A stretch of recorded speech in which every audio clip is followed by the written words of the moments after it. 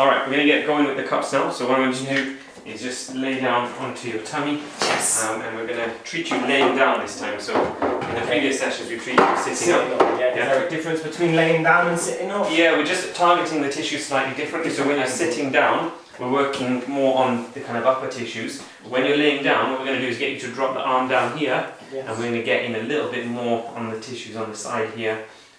So yeah, it's kind of hitting it slightly differently. And it's good to alternate sometimes to make sure that we're working in the right areas. Yeah. So you can see here, when we first started, these marks were completely invisible. You couldn't see that there was any cupping, any scratches here. But then we've scraped over and we've gone over with the tool, and you can see these tiny, tiny little scratches now. You can see them almost like, as we said, like tracing paper. And this is evident to the effect of the Graston technique and the instrument-aided technique and how it works. Because even though that's an old injury, in terms of those scratches were done on the skin, 3 weeks ago, even though that was done quite a long time ago, when we start, fanning over and using this technique, we can actually see those come up. So that's almost, that is, in my opinion, that's proof of the way the technique works. And this is why sometimes you have people where you work on them with the technique and they say they've got no pain, and then you work over a certain area and you pick something up and you see a spot or you see an area of reaction in the tissues, and they'll tell you, oh yeah, that was actually a long time ago when I had my hamstring injury, or actually yeah, I've hurt myself there before, or there's something there which maybe this it still needs a little bit of work, it's not fully healed, but you can even see where there was inflammation. So this is an interesting kind of little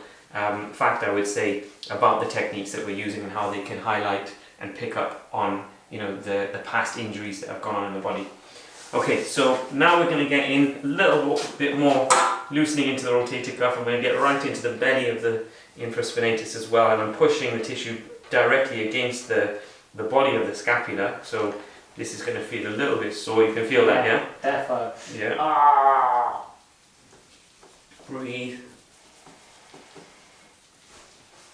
Okay.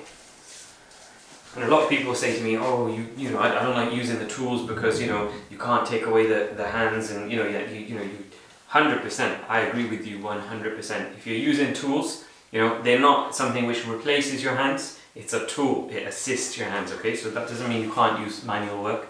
It just lessens the load on your hands, and it gives you more abilities, and it actually widens your scope in terms of what you can actually achieve. Okay, let's get started with the fire cupping now. Okay, so we're going to apply this now.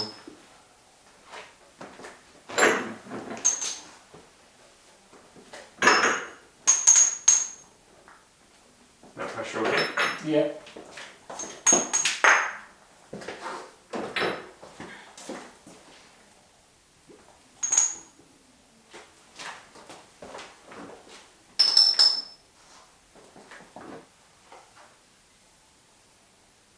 Okay, we're just going to leave you chill, yeah?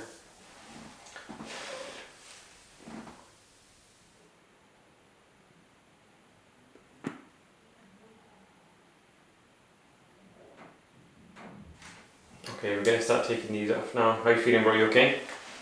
Yeah. Falling asleep. Yeah. Cupping's really relaxing. Yeah, definitely. People think it looks horrible and it looks painful, but it's actually quite the opposite. Once you start relaxing into it, it puts you into a very deep state of relaxation. I've actually had one patient who was so relaxed when they were having their treatment. They told me they had an outer body experience, and they were literally zoned out from it. So it's really interesting. But it has a really big effect on your nervous system and the way your nervous system functions. The stretch response it puts on your tissues is something quite unique, and we know from the way that the proprioceptors in the body work that there are certain proprioceptors that are linked to a form of stimulation to your parasympathetic nervous system, and they inhibit your sympathetic nervous system, meaning that cupping can potentially help lower your heart rate. And I believe there's actually studies that show that your blood pressure decreases as well when you're having this done. So yeah, really interesting to kind of uncover and understand the physiology of how this works properly. But yeah, it explains a little bit about why people feel so relaxed when they look like they've been tortured.